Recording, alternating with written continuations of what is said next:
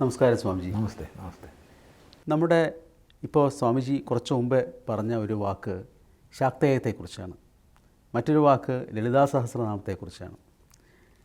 ഇത്തരം കാര്യങ്ങളൊക്കെ വായിക്കുന്ന സമയത്ത് എനിക്കുണ്ടായൊരു സംശയം, ശാക്തേയത്തെക്കുറിച്ച് അറിയാൻ വേണ്ടി വളരെ പ്രശസ്തരായിട്ടുള്ള കുറേ പണ്ഡിതന്മാരുടെ പുസ്തകം വായിക്കുകയാണ് ഉണ്ടായത്. പക്ഷേ എനിക്ക് നേരിട്ട ഒരു വലിയൊരു പ്രശ്നം എന്ന് പറയുന്നത്, ഓരോ പുസ്തകവും ഓരോ തരത്തിൽ, അതായത് തീർത്തും ഭിന്നമായ തരത്തിലുള്ള വ്യാഖ്യാനങ്ങൾ തരുന്നു. അടിസ്ഥാന സങ്കല്പനങ്ങൾ പോലും രണ്ട് ആളുകൾ രണ്ട് തരത്തിലാണ് വ്യാഖ്യാനിച്ചിട്ടുള്ളത്.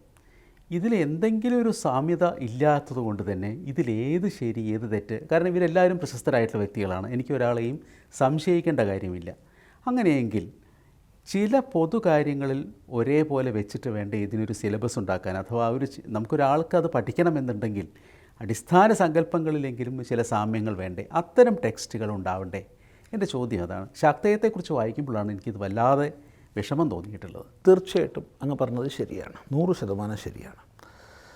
ഇവിടെ അത്ര പ്രാമാണികനായ, ഒന്നുകൂടി വ്യക്തമായി പറഞ്ഞാൽ, വിരുദ്ധപക്ഷം പുലർത്തുന്നവർ പോലും പ്രാമാണികനായി അംഗീകരിക്കുന്ന ഒരാചാര്യൻ്റെ ഭാഷ്യവ്യാഖ്യാനാദികൾ ഉണ്ടായില്ല എന്നുള്ളതാണ് വലിയൊരു പ്രശ്നം. ഇപ്പോൾ വേദാന്തത്തിൽ നമ്മൾ ഉദാഹരണത്തിന് എടുക്കുകയാണെങ്കിൽ, ശങ്കരാചാര്യരെ നിന്ദിക്കുന്നവരും ശങ്കര ദർശനത്തെ അങ്ങേയറ്റം വിമർശിക്കുന്നവരും പോലും ശങ്കരാചാര്യൻ്റെ ചിന്താപദ്ധതിയെ 100% സ്വീകരിക്കും. കാരണം ഒരാൾക്ക് നിഷേധിക്കാൻ കഴിയാത്ത ശ്രുതി, യുക്തി, അനുഭവം എന്നുള്ള യുക്തിഭദ്രമായൊരു ശൈലി അവിടുന്ന് ആവിഷ്കരിച്ചു.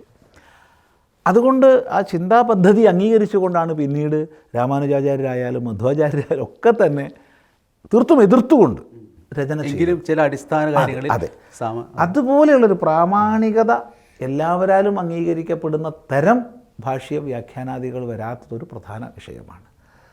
രണ്ടാമത്തെ വിഷയം, ഈ ശാക്തേയത്തിൽ പ്രത്യേകിച്ച് വാമാചാരത്തിലേക്കൊക്കെ നമ്മൾ പോവുകയാണെങ്കിൽ ലിഖിത ഗ്രന്ഥങ്ങളെക്കാൾ കൂടുതൽ ഉപദേശങ്ങളാണ്.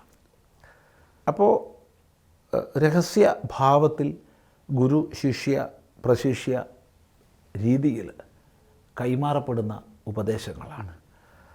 പിന്നീട് പലരും നവീന കാലഘട്ടത്തിൽ അല്ലെങ്കിൽ സമീപ കാലഘട്ടത്തിൽ അത് ഗ്രന്ഥാകാരത്തിലാക്കുമ്പോൾ സ്വാഭാവികമായിട്ടും വിവിധതകളും മറ്റും വരും. അത് നമുക്ക് അംഗീകരിക്കാൻ മാത്രമേ സാധിക്കൂ. അല്ല, പണ്ഡിതരായിട്ടുള്ള കുറേ സന്യാസിമാരോ അല്ലെങ്കിൽ അറിവുള്ള ആളുകളോ ഒരുമിച്ച് ചേർന്നിരുന്ന് ചില എല്ലാവർക്കും അംഗീകരിക്കാവുന്ന സാമാന്യ സത്യങ്ങളിലേക്ക് എത്തുകയാണെങ്കിൽ പിന്നീട് അതിനെ അടിസ്ഥാനപ്പെടുത്തി ഉണ്ടാക്കുന്ന പുസ്തകങ്ങൾ കുറേ കൂടി ഒരു ഏകീകൃത ഭാവം ഉണ്ടാവില്ലേ? അത് പഠിക്കുന്നവർക്ക് അതൊരു ഉപകാരപ്പെടും. പുസ്തകത്തെ സംബന്ധിച്ച് അങ്ങ് പറഞ്ഞത് ശരിയാണ്, അങ്ങനത്തെ ഒരു ആവശ്യം നല്ലതാണത്.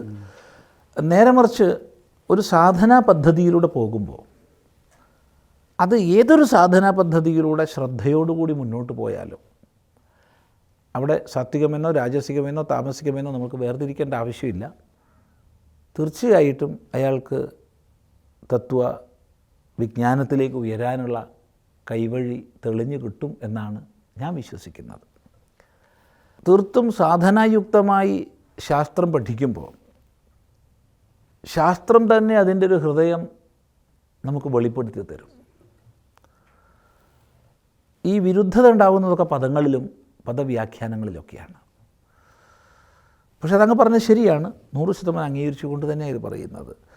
കാരണം പല ഗ്രന്ഥങ്ങളും നോക്കുമ്പോൾ തീർത്തും വിഭിന്നങ്ങളായ കാഴ്ചപ്പാടുകളാണ് ഓരോരുത്തരും പറയുന്നത്. അത് നമ്മുടെ ചിന്താപദ്ധതിയുടെ മഹിമ കൂടിയായിട്ട് എടുക്കാം. അപ്പോൾ ചെറിയ ഉദാഹരണം പറഞ്ഞാൽ, നമുക്കൊരു ഗ്രന്ഥം തൽക്കാലത്തേക്ക് എടുക്കാം. അപ്പോൾ സൗന്ദര്യലഹരി ഉദാഹരണത്തിനെടുത്തത് ചോദിക്കാം. ഇപ്പോൾ സൗന്ദര്യലഹരി തീർത്തും ഭക്തിയുടെ, ദേവിയിലുള്ള സമർപ്പണത്തിൻ്റെ ലഹരിയാണ്. വേറൊരു പക്ഷം എടുത്തു കഴിഞ്ഞാൽ ഓരോ ശ്ലോകത്തിലും ഓരോ യന്ത്രങ്ങൾ, ആ യന്ത്രങ്ങളെ വിനിയോഗിച്ചിട്ടുള്ള യാന്ത്രിക കർമ്മങ്ങളും തുടർന്ന് മാന്ത്രിക കർമ്മങ്ങളും ചെയ്ത് ദേവിയിലേക്ക് സായുജ്യം പ്രാപിക്കാനുള്ളതാണ്. വേറൊരു ഭാഗത്ത് നോക്കിക്കഴിഞ്ഞാൽ ഒന്നാം തരം തന്ത്രഗ്രന്ഥമാണ്. വേറൊരു ഭാഗത്ത് കൂടെ നോക്കിക്കഴിഞ്ഞാൽ ഒന്നാം തരം വേദാന്ത ഗ്രന്ഥമാണ്. അപ്പോൾ ഈ രീതിയിലൊക്കെ മഹാത്മാക്കൾ നമുക്ക് ഒരു സൗന്ദര്യലഹരിയെ ചൂണ്ടിക്കാണിച്ചു തരുന്നുണ്ട്. അത് എത്ര വ്യാഖ്യാനിച്ചാലും തീരാത്ത അതിൻ്റെ ഒരു മഹിമ കൂടിയാണ്. അതെ അതെ തീർച്ചയായിട്ടും. അപ്പോൾ ആ രീതിയിൽ നമുക്ക് എടുക്കാം. ഓരോരുത്തർ കാണുന്നതും അറിഞ്ഞതുമാണല്ലോ വ്യാഖ്യാനിക്കുന്നത്. കാണുന്നതും അറിഞ്ഞതും അതിനപ്പുറത്തുണ്ട് സത്യം. ആ സത്യത്തെ ബോധിക്കുമ്പോൾ ഈ വ്യത്യസ്തതകൾക്കപ്പുറത്തേക്ക് നമ്മൾ എത്തും. അതെ, വേദാന്തിയായ ശങ്കരാചാര്യർ തന്നെയാണ് ഇതും എഴുതിയത് എന്ന് വിശ്വസിക്കാൻ തന്നെ പ്രയാസമുണ്ട്. കാരണം ഇത് രണ്ടും രണ്ടാണെന്ന് തോന്നിക്കഴിഞ്ഞാൽ അത് വിശ്വസിക്കാൻ പറ്റില്ല. പക്ഷെ അല്ല എന്നതുകൊണ്ടാണ് വിശ്വസിക്കേണ്ടി വരുന്നത്. അതിൽ ഇപ്പോൾ ശങ്കരാചാര്യർ സൗന്ദര്യലഹരി എഴുതി എന്ന് പറയുമ്പോൾ നമുക്കതിനോട് യാതൊരു വിരോധവുമില്ല. പക്ഷേ ഏത് ശങ്കരാചാര്യരാണ് സൗന്ദര്യലഹരി എഴുതിയെന്നുള്ള ചോദ്യത്തിലേക്ക് നമ്മൾ കടക്കുമ്പോൾ അവിടെ തർക്കങ്ങൾ വരും.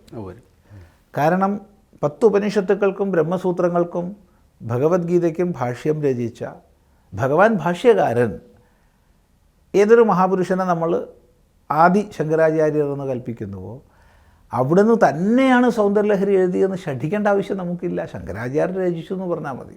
ആ പരമ്പരയിലെ മറ്റൊരു അതാണ് പറയുന്നത്. കാരണം ഭഗവാൻ ഭാഷ്യകാരന് ശേഷം 4 മഠങ്ങളിലും കൂട്ടിക്കഴിഞ്ഞാൽ എങ്ങനെയായാലും ഒരു 280 ശങ്കരാചാര്യന്മാരെങ്കിലും ഇതിനു മുമ്പ് കഴിഞ്ഞു പോയിട്ടുണ്ട്.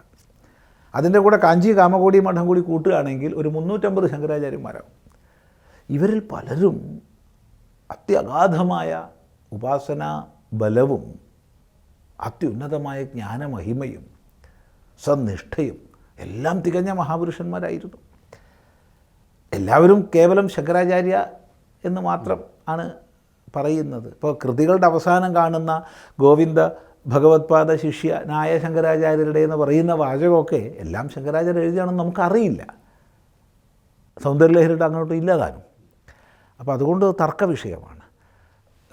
ശ്വേതാശ്വതര ഉപനിഷത് ഭാഷ്യം, അതുപോലെ മണ്ഡലബ്രാഹ്മണ ഉപനിഷത് ഭാഷ്യം, മഹാനാരായണ ഉപനിഷത് ഭാഷ്യം, സനസുജാതീയ ഭാഷ്യം, വിഷ്ണു സഹസ്രനാമ ഭാഷ്യം, പിന്നെ ലളിത ത്രിശതി ഭാഷ്യം തുടങ്ങിയവ ഭഗവാൻ ഭാഷ്യകാരൻ രചിച്ചതല്ല, മറ്റ് ശങ്കരാചാര്യർ രചിച്ചതാണ് എന്ന് വിദ്വാൻമാർക്കിടയ്ക്ക് പ്രബല പക്ഷമുണ്ട്.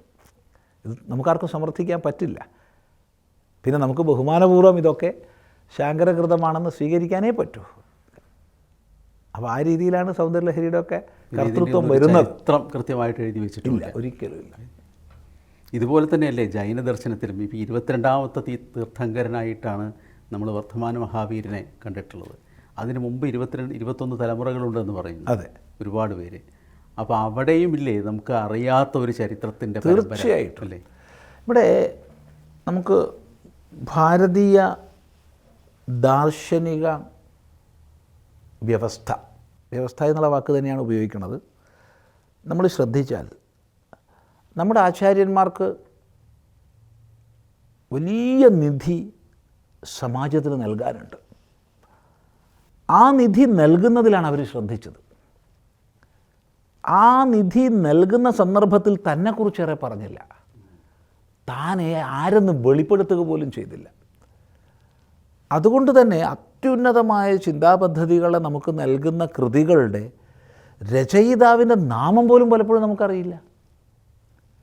കാലം മാറി മാറി നമുക്കിപ്പോൾ അറിയാം, ഗ്രന്ഥത്തിൻ്റെ പേരിൻ്റെ വലുപ്പത്തേക്കാൾ വലുതായിട്ട് ഗ്രന്ഥകർത്താവിൻ്റെ പേര് അച്ചടിക്കുന്ന കാലമാണിന്ന്. വിരോധമില്ല, അത് നമ്മൾ എതിർക്കുന്നില്ല. പക്ഷേ പൂർവാചാര്യന്മാർ അവരെപ്പറ്റി ഒന്നും പറഞ്ഞില്ല. അവർക്ക് ലോകത്തിന് നൽകാനുള്ള അറിവെന്തോ അതാണെച്ചാൽ വിശദമായി പറയുകയും ചെയ്തു. അതുകൊണ്ട് തന്നെ നമുക്ക് ഋഷിമാരെക്കുറിച്ച്, പ്രാചീന ആചാര്യന്മാരെക്കുറിച്ച് ആധികാരികമായിട്ട് സംയുക്തം പറയാൻ പറ്റില്ല.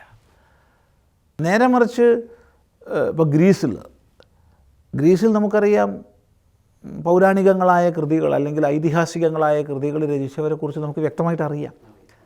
കാരണം അവർ പറയാനുള്ളതും പറഞ്ഞു, പറഞ്ഞവനെയും പറഞ്ഞു. അതെ, ഇപ്പോൾ പ്ലേറ്റോ, അരിസ്റ്റോട്ടിൽ ഏത് കാലത്ത് എവിടെ ജീവിച്ചു എല്ലാം അറിയാം. നമുക്ക് പറയാനുള്ളത് പറഞ്ഞു, പറഞ്ഞവനെ പറഞ്ഞില്ല. അതുകൊണ്ട് ഒട്ടനവധി കഥകൾ സ്വാഭാവികമായിട്ട് പിന്നീടുള്ള തലമുറകൾ വാർത്തെടുക്കും. ആ കഥകൾ പലപ്പോഴും വിരുദ്ധങ്ങളായിരിക്കും. ഇപ്പോൾ ശങ്കരാചാര്യസ്വാമികളുടെയൊക്കെ ജീവിതത്തിലേക്ക് നമ്മൾ നോക്കിക്കഴിഞ്ഞാൽ ഒട്ടും നമുക്ക് സ്വീകരിക്കാനാവാത്ത അയുക്തങ്ങളായ ഒരുപാട് കഥകൾ അതിലുണ്ട്. ഈ കഥകളുടെ പേരിൽ അദ്ദേഹത്തെ ഭർസിക്കാറുമുണ്ട്. ഉണ്ട് തീർച്ചയായിട്ടും. അതൊക്കെ പിൽക്കാലത്ത് ഉണ്ടാക്കുന്നതാണ്. കാരണം നമ്മൾ ഭാരതീയർ കഥകൾ മെനഞ്ഞെടുക്കുന്നതിൽ ഏറ്റവും കേമന്മാരാണല്ലോ. ഇത്ര നല്ല കഥാകഥന സാമർഥ്യമുള്ളവർ ലോകത്ത് വേറെ ആരുമില്ല. അത്ര നന്നായിട്ടാണ് നമ്മൾ കഥകൾ ഉണ്ടാക്കുക.